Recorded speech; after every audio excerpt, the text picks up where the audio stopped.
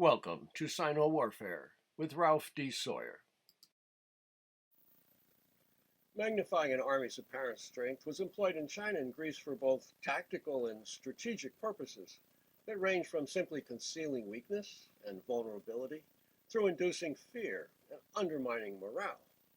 The results were spectacular when assaults were balked, doomed forces escaped unscathed, or enemies were cowered into submission.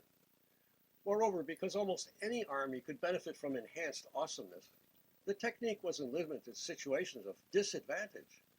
A wide range of deceptive measures designed to create the impression of greater strength and power therefore quickly evolved. Now, prior to the development of modern sensory equipment, assessments of enemy capability had to be based upon readily observable physical phenomena, unless agents or defectors happened to provide definitive intelligence.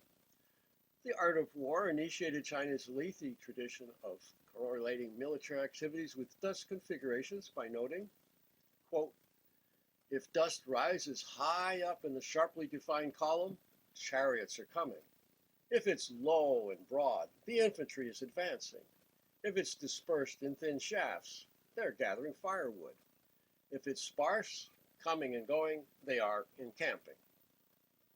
Accordingly, clouds of dust, which could equally be used to obscure ongoing developments, rapidly became the most common technique employed for augmenting apparent strength. The Tang commentator Li Chuan succinctly stated, quote, "Dragging faggots to raise dust creates the impression of massive forces. Interspersing glistening armor among the trees gives the appearance of strength." A number of other measures were also employed, including conspicuously parading troops into camp before taking advantage of the cover of darkness or heavy vegetation to surreptitiously evacuate them, deploying flags, pennants, and dummies over a wide area, lighting numerous fires, disguising ancillaries as core troops, multiplying the number of beds or the stacks of arms, and changing the density of formations and arrays.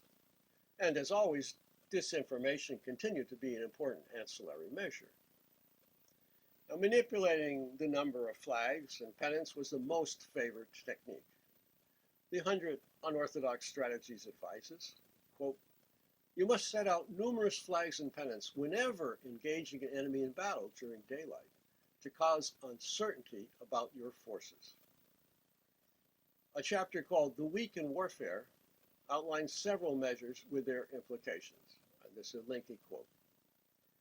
"If the enemy is numerous, while you are few, if they are strong, while you are weak, you must set out numerous flags and pennants, double the number of fires for cooking, and display strength. If you make it impossible for the enemy to determine your numbers as many or few, and your strategic power as strong or weak, they will never lightly engage you in battle. Then you will be able to rapidly depart and preserve your army, keeping harm distant." More complex, less obvious measures that actually depended upon the enemy's reconnaissance capabilities for their success were also undertaken, including several that required discovering some aspect, such as an unexpectedly large number of beds or shelters in a camp after the enemy had just departed. Thus, the Tongdian's chapter, "Display Strength," reprises numerous incidents in which commanders successfully magnified their apparent strength by multiplying the drums, fires, or torches, and also exploited variants of what might be termed the empty city ploy, made famous by Zhuge Liang in the Three Kingdoms period. And in this, a nonchalant commander displays conspicuous vulnerability to prompt the enemy to anticipate a trap. The Ming Dynasty Cao Lu Jingle discusses the advantages and psychology of augmentation in a chapter it titles "Phony Troops." Another lengthy quote. "When an army wins by creating doubt, it's due solely to observation of vacuous deployments and feigned strategic power having caused the enemy to grow fearful. When they are fearful, there will be cities their armies won't dare attack, armies they won't dare assault, and routes they won't dare follow. When the hearts of those in their army tremble, they will think of fleeing. be hesitant and indecisive, and immediately make errors in their plans. If you quickly take advantage of these circumstances, employ unorthodox measures to seize them, and select elite troops to assault them, the enemy will certainly be startled, crumble in fear, and flee. The techniques for stimulating doubt include making the flags and pennants numerous in the daytime and multiplying the number of fires and drums at night. Martial incentives and feasting can be widely used. Strategic power can be expansively deployed. Faggots dragged to raise dust. Doubtful circumstances sometimes created and sometimes discarded. And uniforms and colors changed.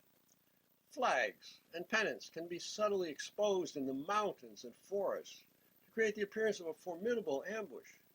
Or drums and horns can press the enemy's citadels at night, seeming to strike their encampments all at once. Straw can be bundled up to make dummies that should then be intermixed with equal numbers of real troops to make the deployed ranks far more numerous. Now, the important concept of the vacuous and the substantial, initially and in fact primarily articulated in the art of war, underlies the Chinese approach to maximizing and minimizing force appearance. According to the 100 Unorthodox Strategies, quote, if, when you engage an enemy in battle, your strategic power is vacuous, you should create the facade of a substantial disposition to make it impossible for the enemy to determine where you are vacuous and where you are substantial.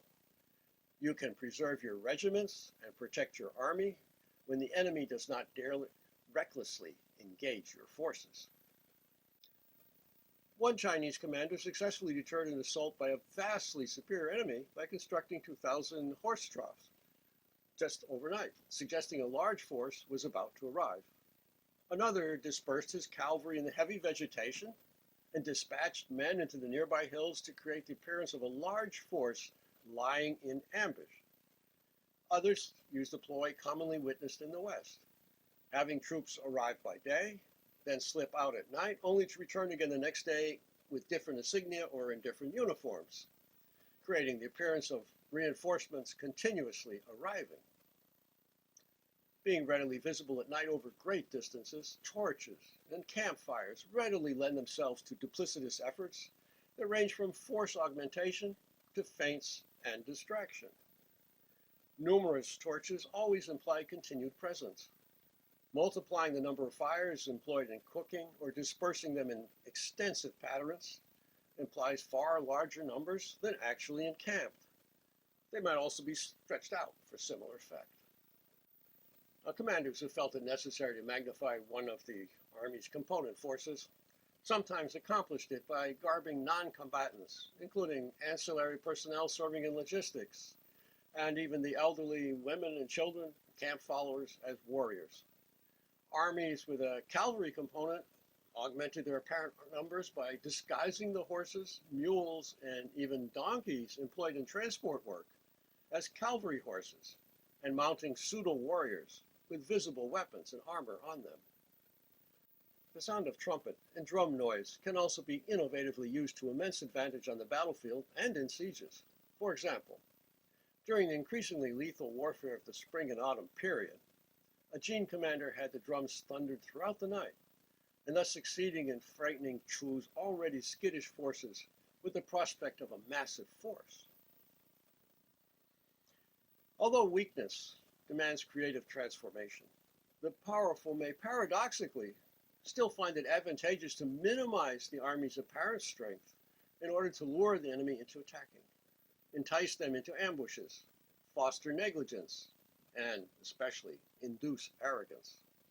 Depending upon the objective, the entire army's partition might be required. The effort might be highly limited and localized. Dramatic methods intended to suggest fear, manifest incompetence, or show vulnerability, which we'll discuss separately, can also be implemented.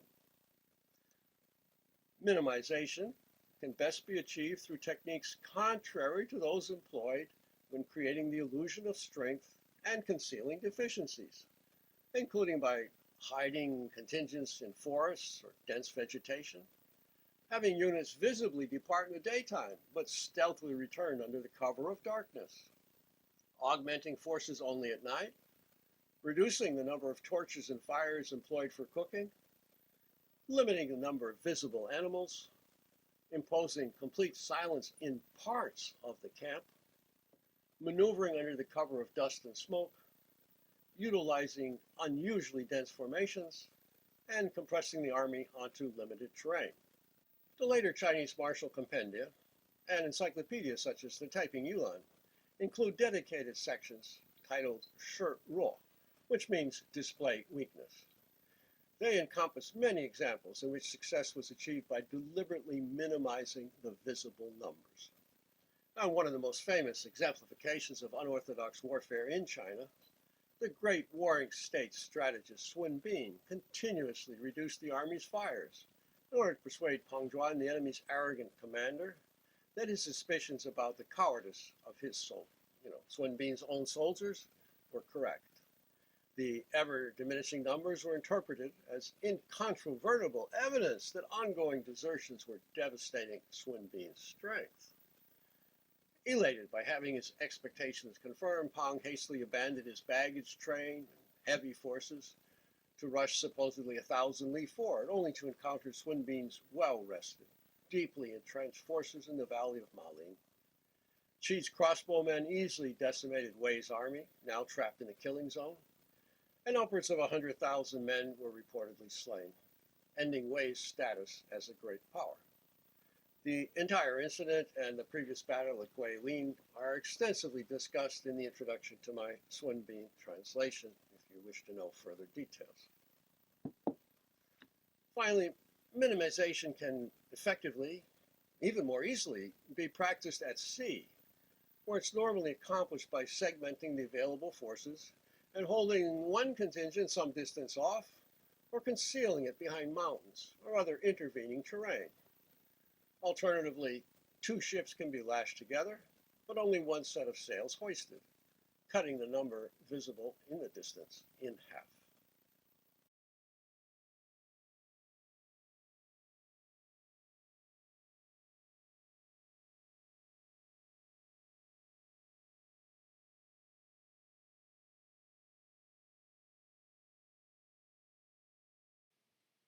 As always, thank you for watching.